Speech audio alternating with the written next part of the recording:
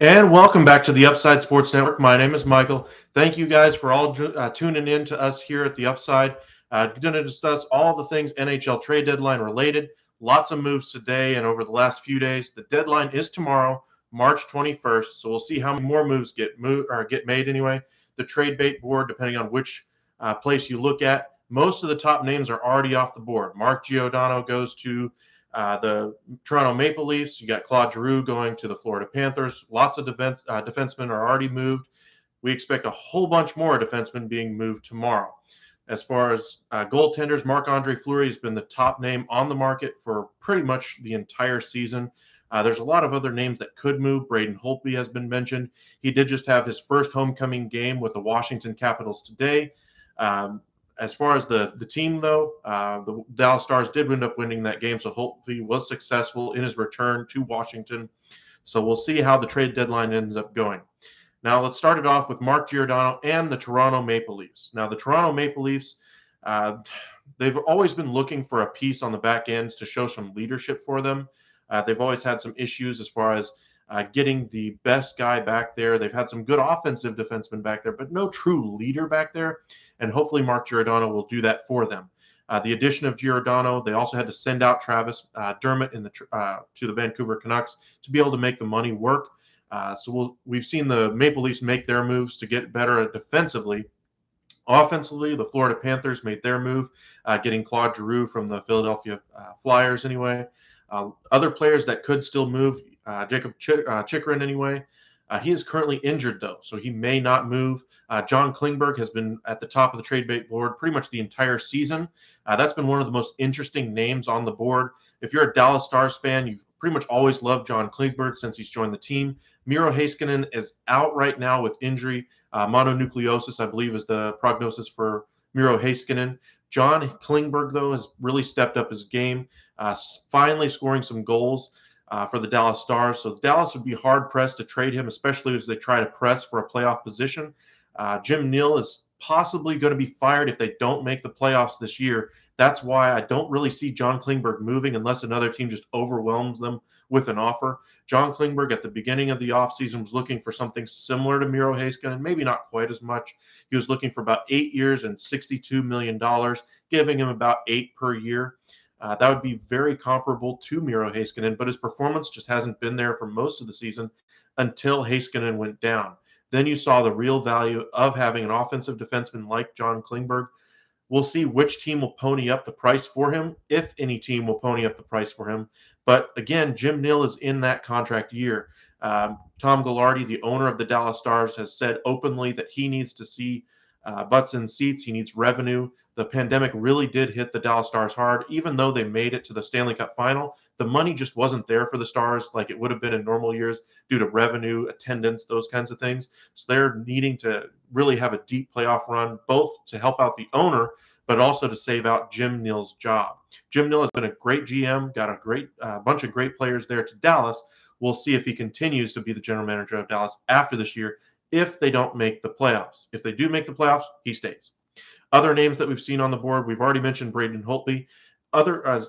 There's a lot of goaltenders that could be moved on deadline day. There's always one or two. However, Anton Khudobin just had surgery for the Dallas Stars. He's out 6 months. So he's another name that could have been moved at the deadline, but probably won't.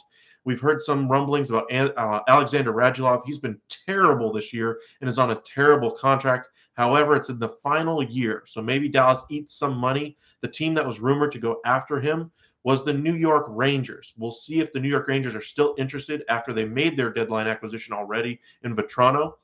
Is it going to cost them a whole lot? No. Could it be a 5th-round pick? Possibly. And maybe that frees up a little bit of room for Dallas to go out and get somebody if they're able to move a Radulov, maybe bring in an offensive player, seeing as how Jake Ottinger has really solidified himself in net for the Dallas Stars. Holtby is now the number 2 there in Dallas. Other teams that have made their push. Let's go right down the list, shall we? Let's start with the Toronto Maple Leafs. They made all the news today, making the move for Mark Giordano, the defenseman. They also placed goalie Peter Mrazek on waivers. As far as how much that does save them, it saves them a little bit of money, but it doesn't really do a whole lot for them long term. They signed him to a 3-year, $11.4 million contract at the beginning of the offseason. As I mentioned in a few of the other videos that I made today, the contract that they signed is going to still be around for them. Just moving him down into the waivers still does decrease his cap hit a little bit, but not enough for them to go out there and go after a top high-priced trade target for them. The one name they did lose out on in free agency, or rather, they let loose anyway, was Frederick Anderson. Now, his career with Toronto was up and down. I can understand why Toronto fans may have wanted him gone at the end of last season. However, when you see the difference of a very athletic and very healthy Frederick Anderson for the Carolina Hurricanes, having a 928 save percentage, you really do miss that if you're a Toronto Maple Leafs fan. If you're a Carolina Hurricanes fan, you're thankful that you are basically essentially traded Peter Mrazek for Freddie Anderson, who's going to be your goaltender for the next several years. Now, the Maple Leafs do have Jack Campbell in net. They did sign Harry Sateri, who did win gold in Beijing for Finland. So they have solidified that position in net. We'll see if that's enough. However, getting that defenseman Mark Giordano in front of them really will help move the needle for them. Giordano should do very well in Toronto. He is a Toronto native. Let us know in the comment section what you think of the addition of Giordano. Sure, he is 38 years old, but adding somebody of his ilk to that defensive core, Morgan Riley gets that much better being an offensive defenseman for them. Kind of that they've had some difficulty with kind of a stay-at-home defenseman. We'll see how much success they have. As far as the offensive pieces for Toronto, they already have Austin Matthews, John Tavares, Mitch Marner. Bunting is having a nice year for them as well. So their offense has always been good in Toronto. They may have a bad stretch of games, one or two here or there, but in general, they always have a really good offense. They spent all that money getting John Tavares to the Maple Leafs. Now they needed to solidify the defensive core, and they do with Mark Giordano. Let us know in the comment section what you think of Giordano going to the Maple Leafs. The next big transaction that we have seen is the Florida Panthers getting Claude Giroud. Now, the trade itself from the Flyers was definitely a pricey one. They gave up a 2024 first-round pick and a 2023 third-round pick. Now, he does carry quite a hefty cap hit anyway. The cap hit that he currently has is $8.275 million. He is 34 years old. He will be a UFA at the end of the season, so that's why it didn't cost multiple firsts. But when you get a captain from another team, expect the price to be high. And Giroud has been very productive this season. 18 goals on the year for the Flyers. Let us know in the comment section what you think of the Panthers getting Claude Giroud. As far as defensively, he is getting older. The wheels aren't necessarily what they once were, so maybe that'll be a little bit of a downfall for the Florida Panthers, but they're pressing the pedal down. They're ahead of the Maple Leafs in the standings, and they're looking to press their advantage. They go offense, Maple Leafs go defense. We'll see which one ends up playing better down the stretch, which one ends up winning a playoff series if they meet in the postseason. The next move that we did see was that the Bruins did acquire Hampus Lindholm. They did acquire him for a second-round pick and a first-round pick, the 2022 first-round pick, 2024 second-round pick. As far as the trade itself, a couple of defensemen in there.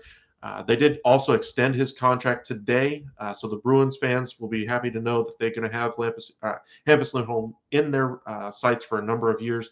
We'll see what kind of success he brings to the Bruins, but the top names are coming off the board. The 1, 2, 3, 4 of the trade bait board anyway that we saw from TSN. Lindholm, number 1, goes to the Bruins. Giroud from the Flyers goes to the Panthers. Giordano from the Kraken, anyway, new expansion team, the Seattle Kraken, goes to the Toronto Maple Leafs. Chychrun is still on there, however, he does have injury. The other name that I expect to be moved at the deadline is going to be Marc-Andre Fleury. His cap hit is a little exorbitant, $7 million this year. We'll see where he ends up going. Let us know in the comment section if you're a fan of any one of these teams, where you see Marc-Andre Fleury going. Do the Blackhawks eat some of that cap hit? Will they accommodate a trade request from him, or will they try to hang on to him for another year? We'll see what ends up happening there. Other moves that we have seen over the last few days, the Tampa Bay Lightning probably made the most notable acquisition as far as trade haul anyway. They acquired Brandon Hagel from the Chicago Blackhawks in exchange for a couple of prospects of 2 first-round picks as well. This trade should set the Tampa Bay Lightning back, but they're trying to press their advantage as well. They are coming off back-to-back Stanley Cup finals and winning both of those. Two-time champions trying to press it to 3. They did have some struggles before they did win the title. They were swept out of the playoffs by the Columbus Blue Jackets in the first round 3 years ago, but they've won both of the last 2 titles. We'll see if they can win a third. They do have some of the grit grime players in Corey Perry, Patrick Maroon already on their roster. They got the skill players with Braden Point, Stamkos as well. On the back end, you got Victor Hedman, quite possibly another Norris Trophy campaign from him. In goal, Andrei Vasilevsky has been one of the best goaltenders in the NHL ever since he moved to Tampa Bay. It was kind of a great move for them to kind of move their team forward, move out of the Ben Bishop era, not hang on to aging veteran players, and go ahead and get with the younger guy, even though Bishop still had some life left in him. Bishop, though, did have a couple years left with the Stars, played well. However, he's now in retirement. He's out of the league due to a knee injury. Imagine where the Lightning would be if they had chosen differently and didn't have Vasilevsky as their starter. We wouldn't be talking about the 2-time Cup defending champion in the Tampa Bay Lightning. We wouldn't be seeing Braden Point sticking around on a lower deal as well. Now, they have lost some pieces in both an expansion draft and in trade. These are transactions that are going to cost them over the years, but right now, they don't care. They're willing to put all their chips to the center, and we'll see if they're successful. Another move that we saw is the Florida Panthers did acquire another defenseman, Ben Sharat. He's also on an expiring deal. They acquired a first-round pick and a fourth-round pick, along with a prospect in that trade. So they did very well in that deal. As far as Ben Sharat, we'll see what kind of play he brings for the Panthers. But that again, they're ahead of the Toronto Maple Leafs. They did strengthen their back end, but Giordano definitely is the better player in my opinion. We'll see what ends up happening between those two teams. One other move, not necessarily a trade, but one move that caught my eye was the extension of the San Jose Sharks with Tomas Hertl. Great young centerman, really has taken over on that team since Joe Pavelski left to go to Dallas, kind of solidified himself as an NHL star. San Jose Sharks, anyway, they gave him an 8.1 average annual value. I believe it's a 6 or 8 year deal. I can't remember off the top of my head. I believe it goes through 8 years. 8 years was the deal for him. It does include a limited no trade clause as well. So they're very happy with having that young forward on their team. We'll see if this contract, the length of that deal, ends up hurting them in the long term. The Dallas Stars did sign Joe Pavelski to a 1-year contract extension. He leads the Dallas Stars in points again this year. He led them in points last year as well. We'll see how good the Dallas Stars play next year with Joe Pavelski under contract. Remember, Jim Nill is still on the hot seat. We'll see if they end up making it to the playoffs. If they do, great signing for Jim Nill. If they don't, I still think it's a great signing for Jim Nill, even if he's not there. If you're another team looking at Joe Pavelski in the offseason, are you willing to give him a 1-year, $5.5 million deal? Absolutely. In fact, you're probably willing to give him 2 years, 3 years, maybe even at a higher annual value, $6-7 million. He's making $7 million right now with the Dallas Stars. Nobody expected this kind of performance to continue after he left the San Jose Sharks. They expected him to age, those kinds of things, but the age has not caught up to him yet, and he's still one of the most productive NHL players in the league. As far as on the power play, one of the best power play guys, kind of quarterbacks that thing, gets all the tip-ins, those kinds of things, plays in the gritty areas along with Jamie Benn, definitely brings some toughness to the Dallas Stars. Other teams that would have been interested in him, a number of other teams could have used that toughness on their team. The Toronto Maple Leafs certainly could have gone after him. Florida Panthers possibly could have gone after him. Anybody who's in the top 4 of their division certainly would have been looking for a player like Joe Pavelski to anchor their offensive power play anyway as the trade deadline nears. Now, again, the trade deadline is tomorrow. We'll see what kind of success teams are having as we get closer to the deadline. I just kind of wanted to go over who's left on the big board. Some of the Anaheim Ducks are going to be on there for you. Ricard Raquel, DeBrusk from Boston, Nick Paul from Ottawa. Ottawa did just make a trade for Travis Hamonic from the Vancouver Canucks. We'll see what kind of veteran leadership he brings to that young team. Marc-Andre Fleury again leads the goaltenders. Max Domi of the Columbus Blue Jackets could be moved. He will be a UFA at the end of the year. He's been moved multiple times now to different teams. He had some success with Arizona. and more success with Montreal. This year with Columbus, he has, I believe, 9 goals on the year, so he's having a little bit of a down year. He is still young, though, so there is still some potential there for some success. John Klingberg has moved down the big board because as Miro Heiskanen went down, his time on ice went up. The Dallas Stars had moved him down to the third pairing as they geared up for a trade, and then Miro Heiskanen goes down. They had to move him back into that top pairing role, and Klingberg has been money for them ever since. Again, I don't expect Dallas to move him, but we'll see what ends up happening there. Owen Tippett was just moved by the Panthers in that trade to the Flyers. They just called him up to the NHL team today. We'll see what kind of talent he brings to the Philadelphia Flyers and see what kind of success he has there. Former number 1 pick. We'll see if he can kind of turn his career around there. Other players that are still on there, again, we mentioned a number of different defensemen are going to be on the board. Carson Soucy of the Kraken, Calvin DeHaan of the Blackhawks. You got Colin Miller of Buffalo. Let's see, Justin Braun of the Philadelphia Flyers. You got Nick Leddy of the Detroit Red Wings. Nick Leddy is a very accomplished defenseman. He is on a UFA contract with them. He is not having a good year offensively, but he's always been proven to be nails in down the stretch. Really good playoff competitor. So we'll see if there's one of those teams that's out there looking for a depth defenseman, a 5, 6, 7, 8 defenseman, if they go after a player like Nick Leddy. But again, that cap hit might be a little cumbersome. As far as wingers, there's a number of different ones out there on the market. Centermen are a little tougher to come by, but as far as wingers, you got, again, Jake DeBrusk. Raquel is probably the top 2 left on the board. Next, you probably, again, have Max Domi. And then you have Owen. We just mentioned Owen Tippett has already been moved. Connor Garland of the Vancouver Canucks could also be moved at the deadline. One of the more surprising names that I thought anyway was on there is that a lot of cap space seems to be out there, both for the Arizona Coyotes to be able to acquire some of those bigger contracts if they needed to ship out a contract. Remember, we just mentioned that the Toronto Maple Leafs put Peter Mrazek's contract on waivers anyway, so maybe Arizona takes that on in a trade and allows the Toronto Maple Leafs to be able to acquire another player at the deadline. If Joe Pavelski had been available, I'd expect Pavelski to possibly be that guy, but Pavelski's not going to be available. Other names that might be out there that might surprise you: Brock Besser of the Vancouver Canucks. There was at one time he was considered one of the centerpiece players for the Vancouver Canucks, but maybe that's not the case anymore. He is an RFA at the end of the year. Maybe the Canucks aren't willing to pay him at that level. They do have some other young talent that they are going to have to pay in a couple of years.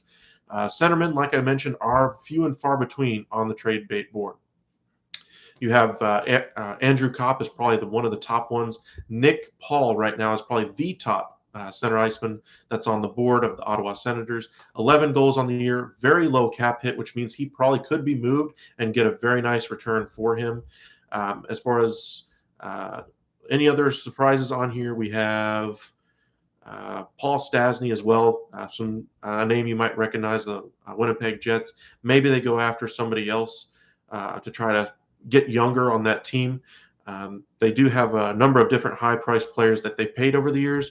Are they willing to go ahead and pay Paul Stasny as he enters his age 36 season? I don't think so. He is a UFA at the end of the year. His cap hit's only 3.75. So if you're looking for some, lightning in a bottle type of player, maybe that could be your guy.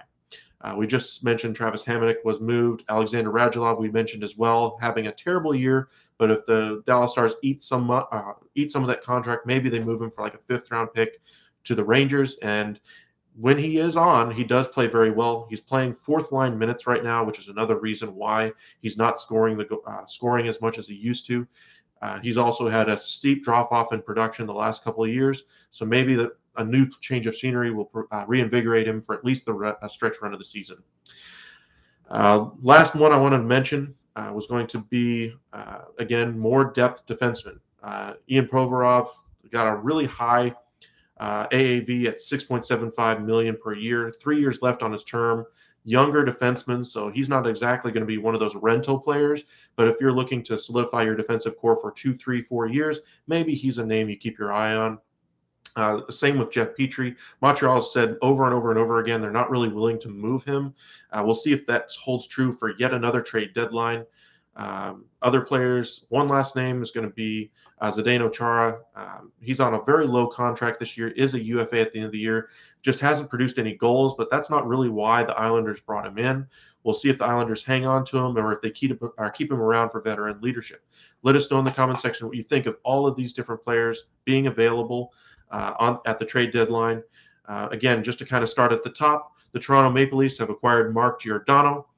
They traded away multiple draft picks in that deal. They did have to trade away Travis Dermott to be able to accommodate it for salary cap reasons. We also saw the Florida Panthers get Claude Giroud. The biggest move, obviously, to me, is going to be the acquisition of Mark Giordano. Defense always wins in the playoffs. You hear it over and over and over and over and over again. That's why you see second and third round picks being traded for seventh and eighth defensemen.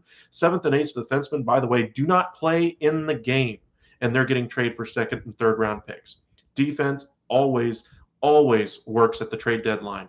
Offense, sometimes it works, sometimes it doesn't. The Dallas Stars found out firsthand. One year you acquire Zuccarello from the New York Rangers. You capture lightning in a bottle. Next year, he's gone. The next year, you go after Martin Hanzal. He gets injured, doesn't work for you. It, again, doesn't, and then you have to move on again. But as far as at the trade deadline, defense is what you want to go after. Mark Giordano definitely helps out the Maple Leafs more than any other acquisition that I've seen so far at this deadline, and that includes the acquisition of Claude Giroud. The one thing that we've gone over as well is that the goalie situation, Frederick Anderson, they let go of at the beginning of the season, or in the offseason anyway, to Carolina. A 928 save percentage for Frederick Anderson cannot be understated or overstated enough anyway. That success he's found in Carolina, Toronto sorely needs that kind of goaltending. Hopefully they can continue to count on Jack Campbell, but he doesn't really have a long track record of success. The former Dallas Stars #1 pick certainly has found more success than he has anywhere else in the league with Toronto, but Freddie Anderson is just at another level right now. Having Peter Mrazek's contract as an albatross for the Maple Leafs going forward, even though they placed it on waivers and save a little bit of money, 3 years and $11.4 million over the lifetime of that contract, is really going to hinder the Maple Leafs going forward. They have a lot of money tied up on offense, and now that Giordano's in camp, a little bit more money tied up on their defensive side as well. Hopefully they can re-sign him after the season. Hopefully they can get some production out of him like he got with that Norris season he had with his partner TJ Brody on the backside. We'll see what kind of success the Maple Leafs have next season. Let us know in the comment section what you think of all these different moves. Tomorrow, again, is the deadline. What kind of moves would you like to see your team make? Bruins already made their move, got Lindholm and extended him. Maple Leafs get Giordano. Panthers get Giroud. There's a number of other players out there. Biggest name to move tomorrow probably is going to be Marc-Andre Fleury. Let us know if there's another name that you expect could possibly be moved. Maybe surprise us all, and we'll see what kind of happens there. Thank you for joining us here at The Upside. Appreciate all of you for joining us. We'll see you all next time.